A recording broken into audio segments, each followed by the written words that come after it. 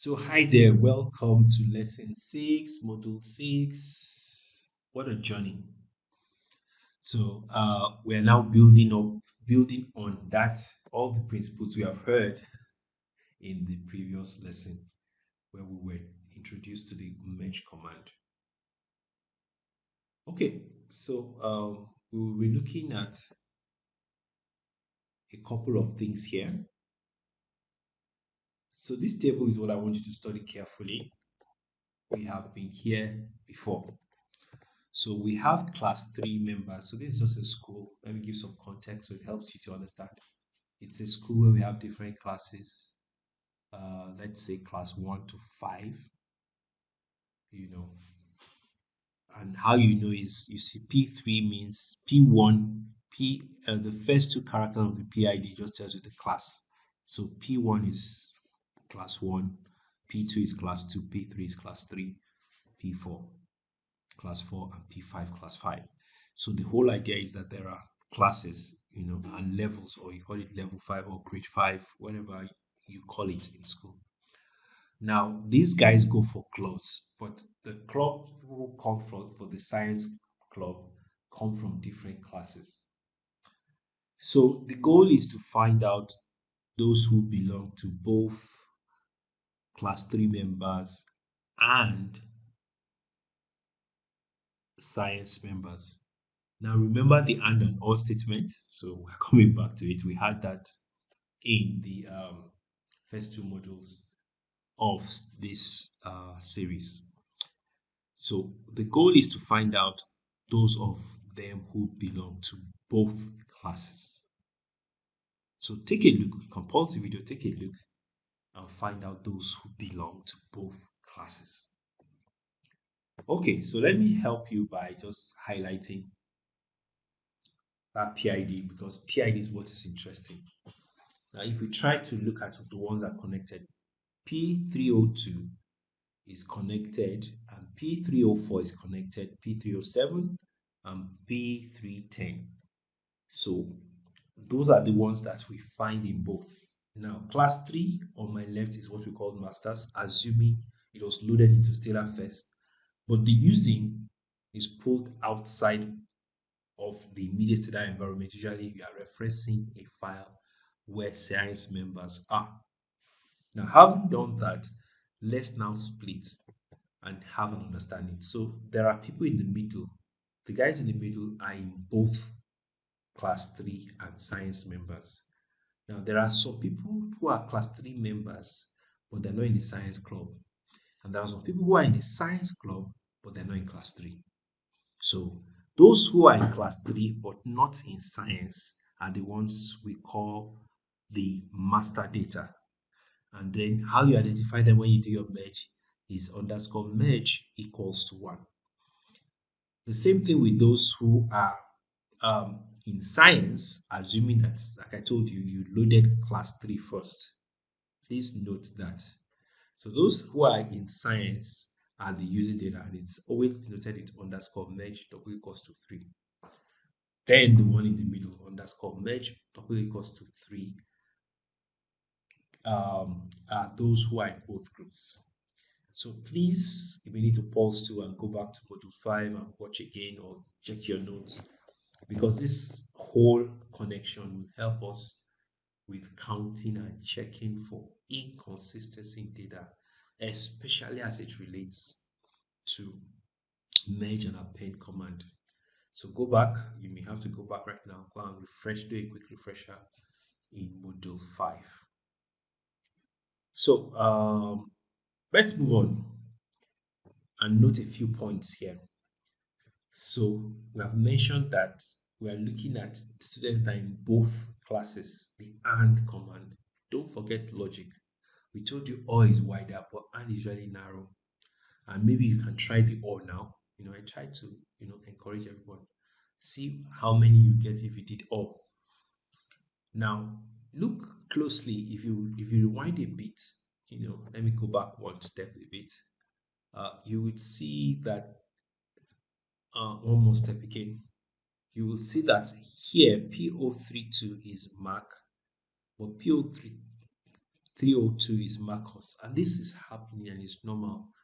The ID is the key. If the ID is the same, then it may just be a slight variation of name, except if they are so obvious. You want to find out if the person is impersonating. Let's say that.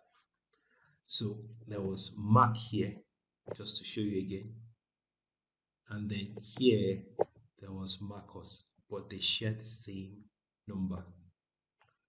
Okay, so that's how it works.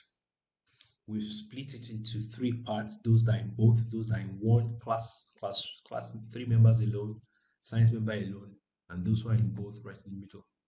So I hope this helps. So there are some variables when we are merging we don't need. So we would also talk about that in the options. So back to the syntax we already shared with you before. This is what it looks like, and we're going to share a bit more now and tie everything up in the practical session that follows this. So I hope you have learned something. I can't wait to have you in the practical session where I put all these things to light, and hopefully it should give you understanding. But I know instead that we cannot have all those visuals, books to children, children to teachers. So it's important that I give you resources that can help you um, connect. So just make it as rich as possible. That's all. Making the experience rich. Looking for as many examples because with practice you become perfect with as it regards these two commands. So powerful commands merge and append. And we go back to beginning to answer to answer questions like the one we had in I think lesson 4 or 3, where we were just shown basically the theories.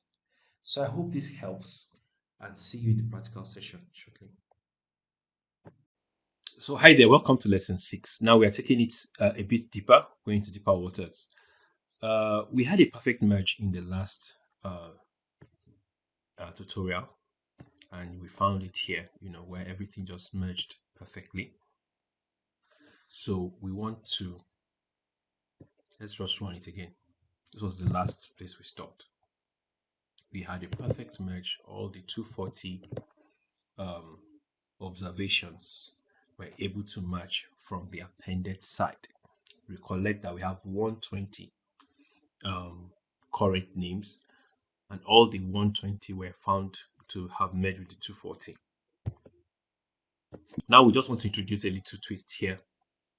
We are aware, this is context and domain knowledge, that if your BP is less than 40, you are non-hypertensive.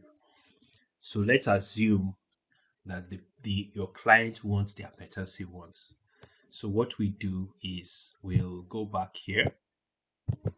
Let's look at our data editor. And anywhere where we have BP after and it's less than 140, we drop it. So we drop if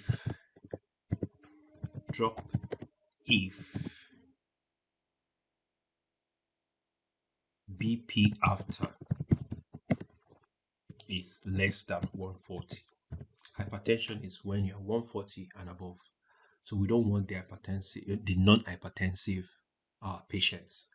So when we do that, let's just run it again by selecting those lines we want to run. We don't want this to run. When we do that, we now have 92 patients. Initially, we had 120 patients. That means, say, roughly about 120, roughly about 200, 28 rather, 28 patients are non-hypertensive. So we now save that. We will save that after, say, save BP wide as hypertensive. Now we want to find those groups there in the major data set, comma replace. I always forget that sometimes. So instead of merging now with BP appended, we are now merging with BP wide hypertensive Appended has everything. Hypertensive doesn't have. Now this is merging with 92 patients. Now when we run this now, let's do that. If we look closely at the merge results, okay, so it says it does not, sorry, oh sorry, I cut it out. So I return it back, save before the comma, and then run again. So we can come back here and check. Now this is what is interesting. We find some from the master data sets. That means from BP long, there is some information from BP long that is only peculiar to BP long. It does not merge. Now, if you remember, we said 28. So those 28 times 2, those 56, that were dropped in line 59 are the ones that are now not in this group.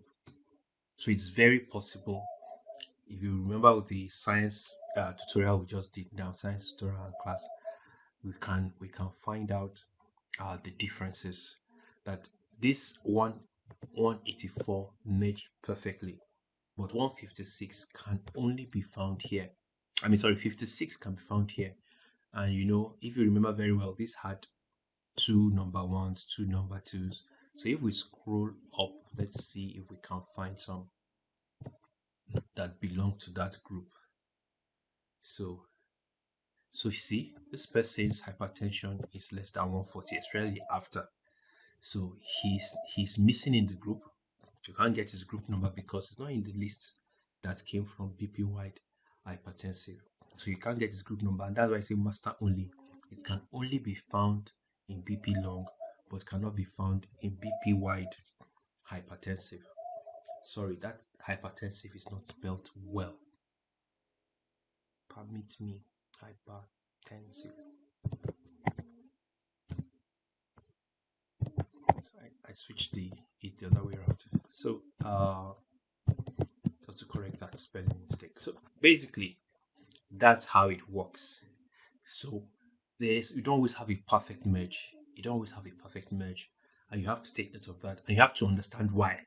That also can help to ask questions of completeness. For example, in this case, it should be perfect, even if you had poor. I mean, you had some diabetic or non-diabetic people.